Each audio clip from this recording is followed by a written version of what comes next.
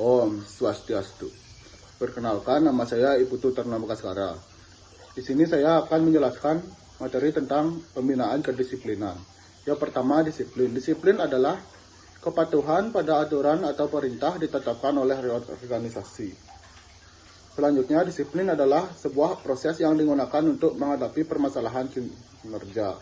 Proses ini melibatkan manajer dalam mengidentifikasikan dan mengomunikasikan masalah-masalah kinerja kepada para pegawai. Yang kedua, disiplin kerja. Disiplin kerja adalah suatu alat yang digunakan untuk manajer untuk berkomunikasi dengan karyawan agar mereka bersedia untuk mengubah suatu perilaku serta sebagai suatu upaya untuk meningkatkan kesadaran dan kesediaan seseorang mentaati semua peraturan perusahaan dan norma-norma sosial yang berlaku. Yang ketiga, disiplin pegawai. Disiplin pegawai adalah perilaku seseorang yang sesuai dengan peraturan prosedur kerja yang ada, atau disiplin adalah sikap, tingkah laku dan perbuatan sesuai dengan peraturan dari organisasi, baik tertulis maupun yang tidak tertulis. Bentuk-bentuk disiplin kerja. Yang pertama, disiplin retributif disiplin, yaitu berusaha menghukum orang yang berbuat masalah. Yang kedua, disiplin korektif disiplin, yaitu berusaha membantu karyawan untuk mengoreksi perilakunya yang tidak tepat. Yang ketiga, perspektif hak-hak individu perspektif, yaitu berusaha melindungi hak-hak dasar individu selama tindakan-tindakan disipliner. Yang keempat, perspektif utilitarian perspektif, yaitu berfokus kepada penggunaan disiplin hanya pada saat konsekuensi tindakan disiplin melebihi dampak-dampak negatifnya.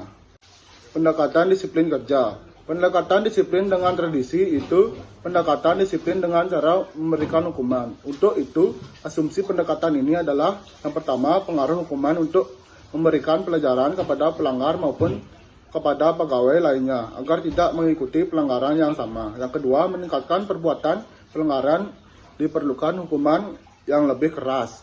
Yang ketiga, pemberian hukuman terhadap pegawai yang melanggar kedua kalinya harus diberi hukuman yang lebih berat. Disiplin modern, yaitu pendekatan yang mempertemukan sejumlah keperluan atau kebutuhan baru di luar hukuman. Untuk itu, asumsi pendekatan ini adalah yang pertama, melindungi tuduhan yang benar untuk diteruskan pada proses hukuman yang berlaku.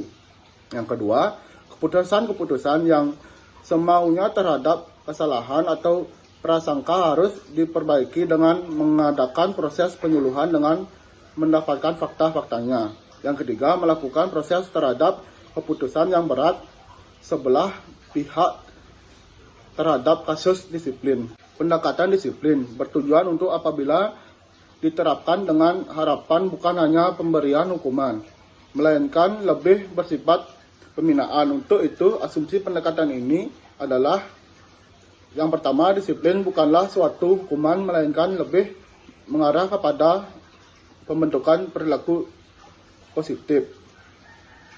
Yang kedua, disiplin ditunjukkan untuk perubahan pada perilaku yang lebih baik.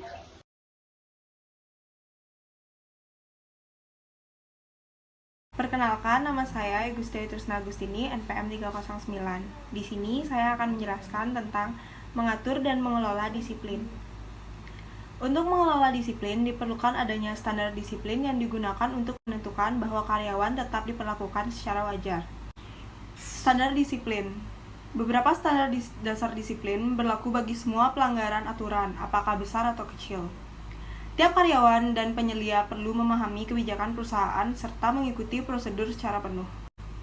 Sebagai suatu model bagaimana tindakan disipliner harus diatur adalah 1. Apabila seorang karyawan melakukan suatu kesalahan, maka karyawan harus konsekuen terhadap aturan pelanggaran. 2. Apabila tidak dilakukan secara konsekuen, berarti karyawan tersebut melecehkan peraturan yang telah ditetapkan. Penegakan standar disiplin. Jika pencatatan tidak adil menurut undang-undang atau pengecualian ketenagakerjaan sesuka hati, untuk itu pengadilan memerlukan bukti dari pemberi kerja untuk membuktikan sebelum karyawan ditindak standar kerja tersebut dituliskan dalam kontrak kerja. Selanjutnya, saya akan menjelaskan tentang sanksi pelanggaran kerja. Sanksi pelanggaran kerja adalah hukuman disiplin yang dijatuhkan pimpinan organisasi kepada pegawai yang melanggar peraturan disiplin yang telah diatur oleh pimpinan organisasi. Sanksi pelanggaran ringan dengan jenis teguran lisan, teguran tertulis.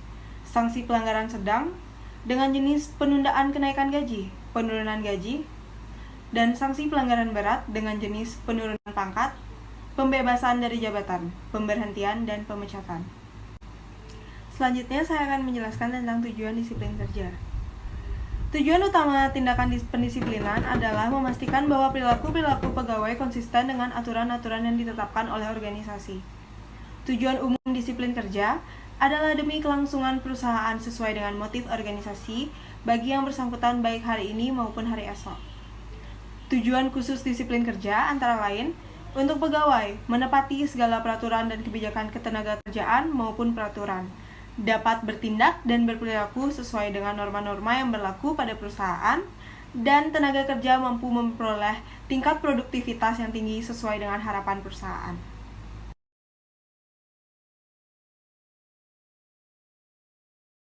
Perkenalkan, nama saya Nimade Sardenisa Dewi, NPM 1832121317. Di sini saya akan menjelaskan tentang pembinaan disiplin kerja karyawan. Tujuan dan kemampuan. Tujuan dan kemampuan ikut mempengaruhi tingkat disiplin kerja karyawan. Tujuan yang akan dicapai harus jelas dan ditetapkan secara ideal, serta cukup menantang bagi kemampuan karyawan. Hal ini berarti tujuan atau pekerjaan yang dibebankan pada karyawan harus sesuai dengan kemampuan karyawan tersebut, agar dapat bersungguh-sungguh dan berdisiplin baik untuk mengerjakannya. Teladan pemimpin. Teladan pemimpin sangat berperan dalam menentukan disiplin kerja karyawan, karena pimpinan dijadikan teladan dan panutan oleh para bawahannya. Dan keteladanan pimpinan yang baik, maka disiplin kerja karyawan akan ikut baik. Sebagai seorang pimpinan, harus menyadari bahwa dirinya menjadi contoh dan diteladani oleh bawahannya. Balas jasa. Balas jasa atau gaji dan kesejahteraan ikut mempengaruhi disiplin kerja karyawan, karena balas jasa akan memberikan kepuasan dan kecintaan karyawan terhadap pekerjaannya, maka disiplin akan terlaksana. Balas jasa berperan penting dalam menciptakan disiplin kerja karyawan. Keadilan. Keadilan akan ikut mendorong terwujudnya disiplin kerja karyawan karena sifat manusia yang selalu merasa dirinya penting dan ingin diperlakukan sama. Waskat. Waskat atau pengawasan melekat adalah tindakan nyata yang paling efektif dalam mewujudkan disiplin kerja. Secara efektif, merangsang disiplin dan moral kerja karyawan, karena karyawan dapat perhatian, bimbingan, petunjuk, dan pengarahan dari atasannya langsung. Sanksi hukum.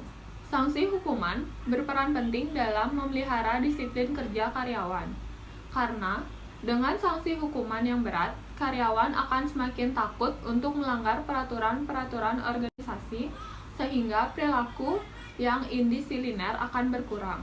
Ketegasan. Ketegasan pimpinan dalam menentukan tindakan akan mempengaruhi disiplin kerja karyawan.